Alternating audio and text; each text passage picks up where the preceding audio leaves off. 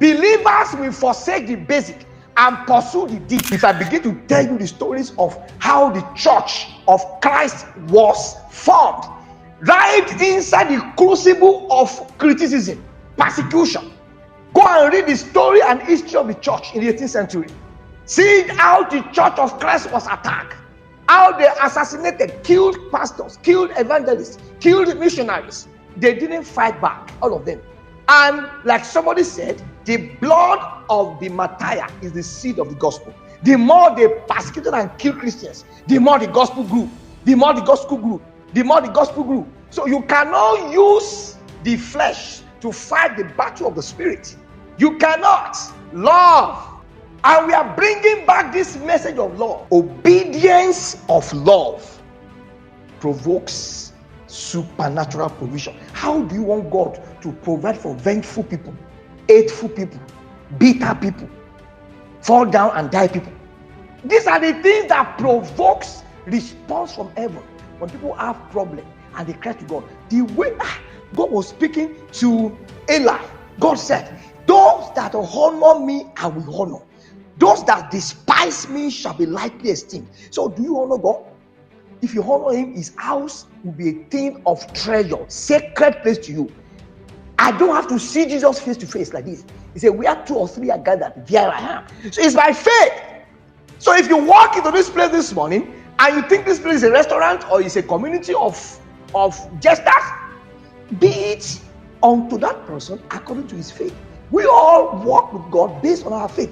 If you treasure the church, the local church, you treasure the work, the gospel, the kingdom, your prayer altar, these are things that reveal the level of respect and regard a man has for God. But people are fighting it. It's an act of rebellion for you to fight the local church. You must not forsake the assembly of the church. It's an act of obedience to God. And when you do it, God will bless. The problem we have is that it is not the deed that changes life. It is basic. Basic truth, love, forgiveness. These are the things that change lives, not the deed. It is not death. Ye shall know the truth. Truth does not have to be deep to change. Simple, basic truth. Honor people, forgive people, pray. These are basic things. Believers will forsake the basic and pursue the deep. It is basic truth that God is not complicated. We are the one complicated. Deeds, mysteries, portals, realms. They love those words. Yes. And the basic truth that will change our nations. Love your enemies. Forgive your mother. Forgive your parents. Give to God. Support missionaries. They won't do it.